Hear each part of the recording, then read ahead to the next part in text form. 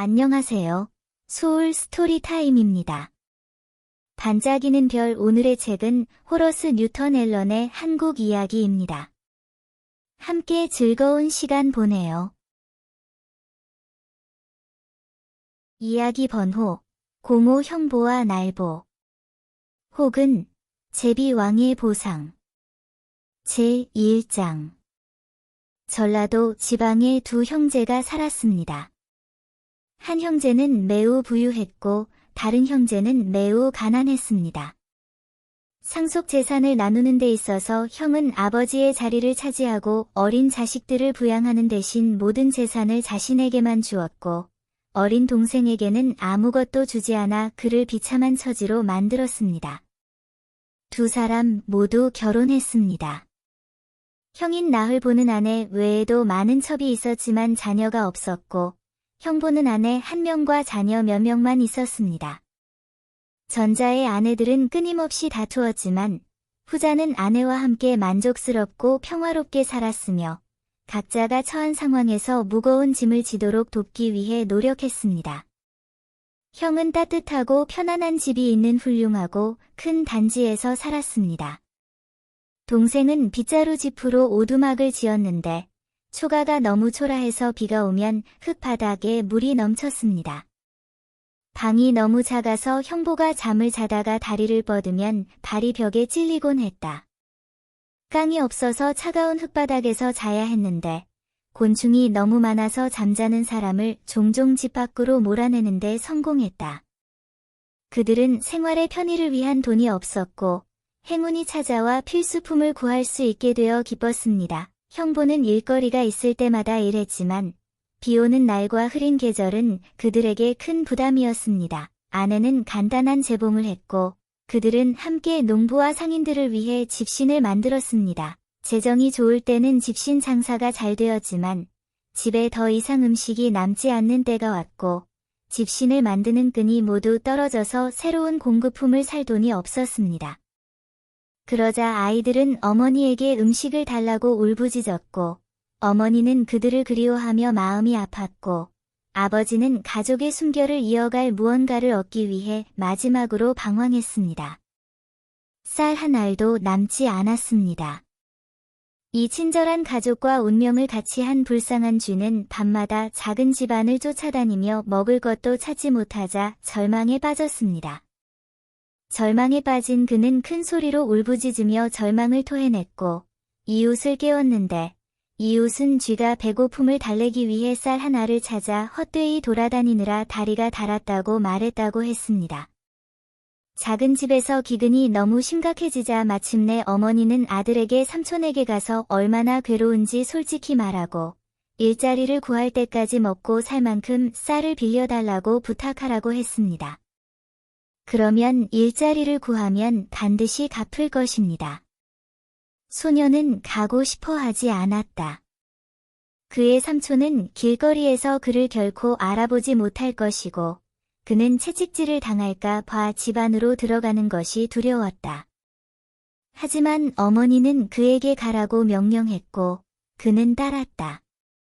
그의 삼촌 집 밖에는 잘 먹고 귀중한 소들이 많이 있었다. 그는 우리 안에 엄청나게 살찐 돼지들이 많이 있는 것을 보았고 가금류가 도처에 엄청나게 많았다.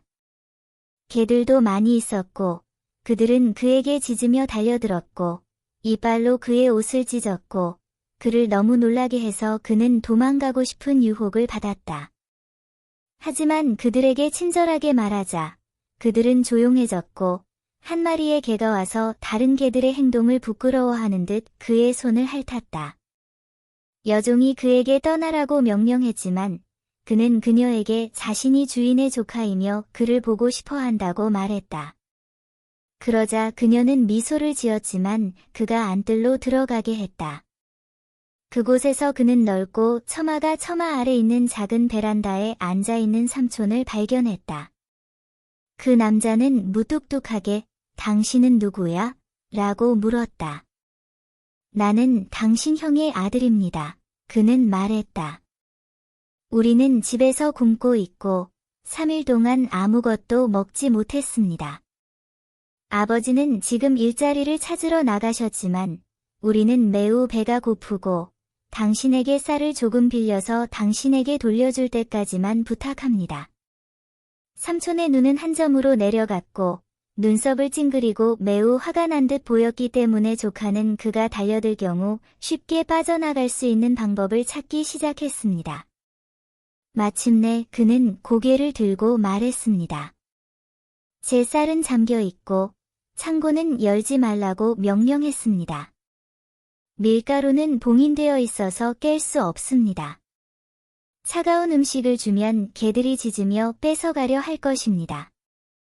포도주 틀에 찌꺼기를 주면 돼지들이 질투해서 꾀꾀거릴 것입니다. 밀기호를 주면 소와 닭들이 당신을 쫓을 것입니다. 나가세요. 다시는 여기서 당신을 보지 못하게 하세요. 그렇게 말하며 그는 불쌍한 소년의 목줄을 잡고 바깥들로 내던졌습니다. 그를 다치게 했고 그는 몸의 고통과 마음의 괴로움으로 몹시 울었습니다. 집에서는 가난한 어머니가 아기를 힘없는 팔에 안고 조깅을 하며 다른 아이들에게는 오빠가 삼촌에게 음식을 사러 갔다고 말하며 달래고 곧 냄비가 끓고 모두가 만족할 것이라고 했습니다. 그러자 발소리가 들리자 모두가 문으로 달려갔는데 빈손에 눈이 충혈된 소년이 남자답게 쾌활해 보이려고 애쓰며 따라오는 것을 보았습니다. 삼촌이 너를 때렸니? 어머니는 자신의 울음소리를 달래는 것보다 아들의 안전을 더 간절히 바라며 물었다. 아니요, 용감한 소년이 더듬거렸다. 그는 사업차 수도에 갔어요. 그는 이렇게 말하며 그렇게 까다로운 주제에 대해 더 이상 질문하지 않기를 바랐다. 어떻게 해야 할까요? 자식들의 울음과 신음소리 속에서 불쌍한 여인이 물었습니다. 굽는 것 외에는 할 일이 없는 듯 했습니다.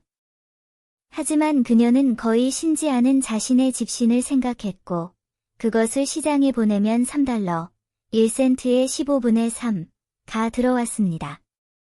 이 푼돈은 쌀, 콩, 야채에 똑같이 투자했습니다. 당장은 안도하며 먹었고 배불리 먹은 아이들은 다시 한번 즐겁게 놀았지만 불쌍한 어머니는 내일이 걱정되었습니다. 하지만 그들의 오는 새로운 삶의 임대 기간과 함께 바뀌었습니다. 아버지가 산에서 모은 장작 한 뭉치를 가지고 돌아왔고 이것으로 신발을 되찾고 더 많은 음식을 구입했습니다. 다음 날 아침 일찍 두 부모는 일자리를 찾아 나섰습니다. 아내는 쌀을 까는 일자리를 얻었습니다. 남편은 짐을 지고 있는 소년을 따라잡았지만 등에 물집이 생겨서 짐을 지는데 어려움을 겪었습니다. 형부는 짐 프레임의 안장을 자신의 등에 조정하여 소년을 위해 운반했고 소년은 저녁에 목적지에 도착했을 때 숙박비와 식사비 외에도 도우미에게 약간의 현금을 주었습니다. 하지만 밤에 한 신사가 먼 곳으로 급히 편지를 보내고 싶어 했고 형부는 편지를 운반한 대가로 많은 돈을 받았습니다. 이 수익성 있는 심부름에서 돌아오는 길에 그는 부패한 지방 치안 판사에게 거짓 고발로 붙잡혀 공개적으로 매를 맞을 예정인 매우 부유한 남자에 대한 이야기를 들었습니다. 그는 엄청난 돈을 침묵의 돈으로 지불하는데 동의하지 않는 한 말입니다. 이 이야기를 듣고 형은 부유한 죄수를 만나러 가서 3,000달러, 2달러를 받고 대신 행동하겠다고 약속했습니다. 그 남자는 그렇게 쉽게 풀려나서 매우 기뻤고 형은 매를 맞았습니다. 그는 절뚝거리며 집으로 갔고 가난한 아내는 눈물과 탄식으로 그를 맞이했습니다.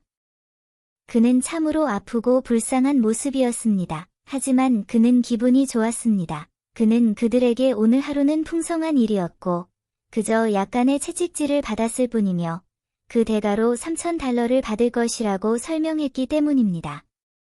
그러나 돈은 들어오지 않았다. 사기가 발각되었고 원래의 죄수도 처벌을 받았다. 다소 친밀한 성격의 그 남자는 자신에게 도움이 되지 않는 일에 돈을 지불할 필요가 없다고 생각하는 듯 했다. 그러자 아내는 남편의 잘못과 자신들의 더 불행한 처지에 대해 정말로 울었다. 하지만 남편은 그녀를 격려하며 말했다. 우리가 올바르게 한다면 반드시 성공할 거야. 그는 옳았다. 봄이 다가왔고 그는 곧 쟁기질과 씨 뿌리기 일을 얻었다. 그들은 작은 집을 평소처럼 봄철 대청소하고 적절한 전설로 문을 장식하며 운명의 여신에게 작은 집을 번영으로 축복해 달라고 빌었다. 봄이 되자 남쪽 나라에서 새들이 찾아왔고 그들은 이 가난한 가족의 집을 선호하는 듯 했습니다.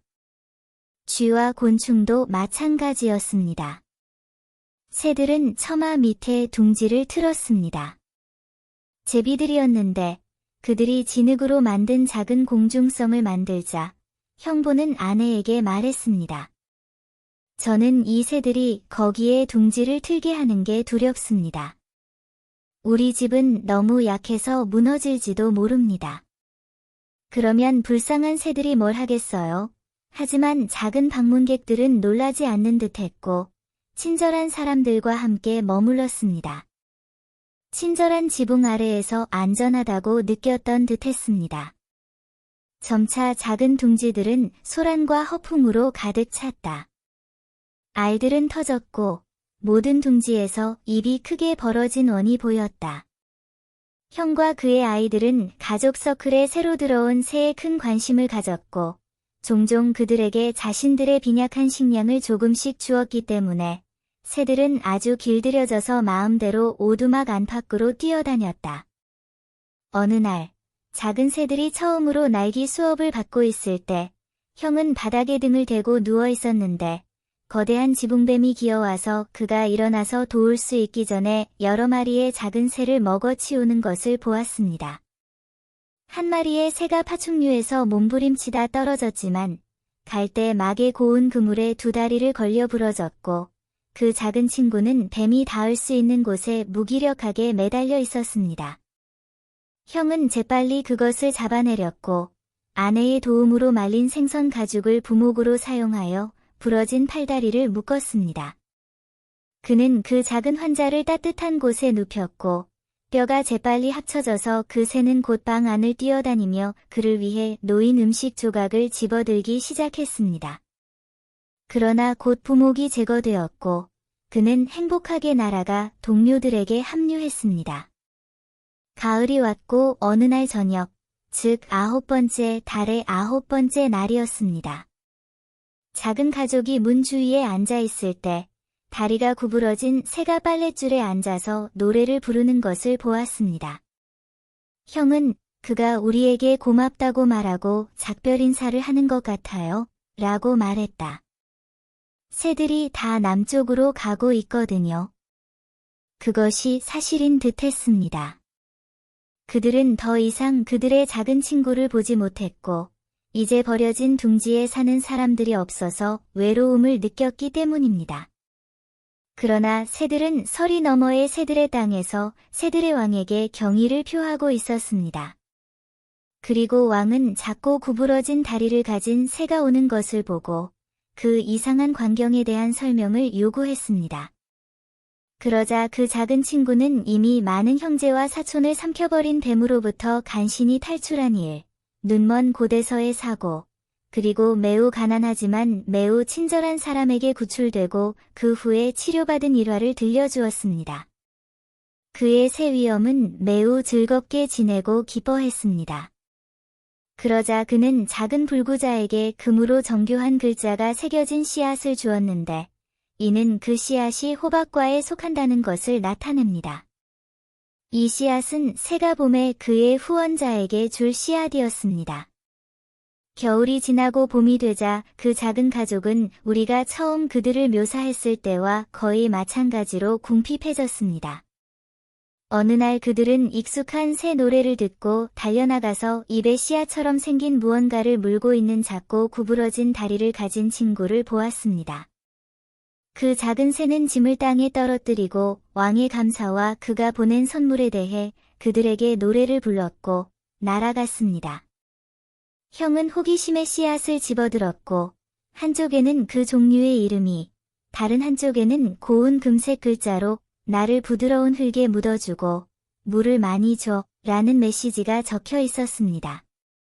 그들은 그렇게 했고 4일 만에 작은 새싹이 고운 흙에 나타났습니다. 그들은 줄기가 솟아올라온 집안을 기어올라 정자처럼 덮고 무게가 더해져서 연약한 구조를 무너뜨릴 위기에 처하는 것을 열렬히 관심을 가지고 지켜보았습니다. 꽃이 피었고 곧 4개의 작은 박이 형성되기 시작했습니다. 그것들은 엄청나게 커졌고 형은 그것들을 자르지 않을 수 없었습니다. 그의 아내는 서리가 그것들을 익힐 때까지 기다리라고 설득했습니다. 그러면 그것들을 자르고 안을 먹고 껍질로 물통을 만들어서 팔 수 있고 그렇게 해서 2배의 이익을 낼 수 있기 때문입니다. 그는 9월이 될 때까지 기다렸지만 그때까지는 몹시 의욕적이지 않았습니다.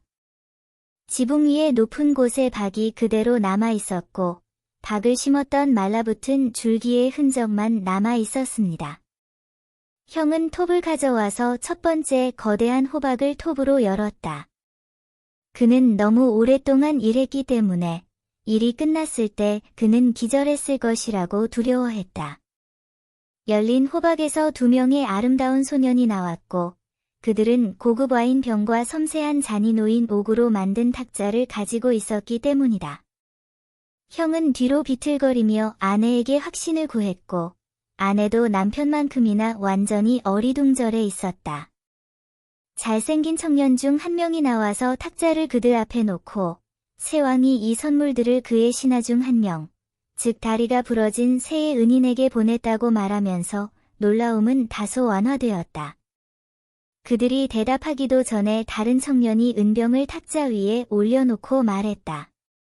이 와인은 죽은 자에게 생명을 되돌려 줄 것입니다. 그가 탁자 위에 놓은 또 다른 병은 그가 말했듯이 눈먼 자에게 시력을 되돌려 줄 것입니다. 그러고 나서 그는 호박에게 가서 2개의 금병을 가져왔는데 하나에는 담배가 들어있었는데 담배를 피우면 벙어리도 말을 할 수 있게 되었고 다른 금병에는 포도주가 들어있었는데 포도주는 늙는 것을 막고 죽음을 막아준다고 했습니다. 소울 스토리타임을 시청해주셔서 감사합니다. 오늘의 이야기가 마음에 드셨다면 좋아요와 구독을 눌러주세요. 매주 별표 월요일, 수요일, 목요일, 토요일 별표의 새로운 이야기로 찾아뵙겠습니다. 다음 이야기까지 행복한 시간 보내세요. 그럼 안녕.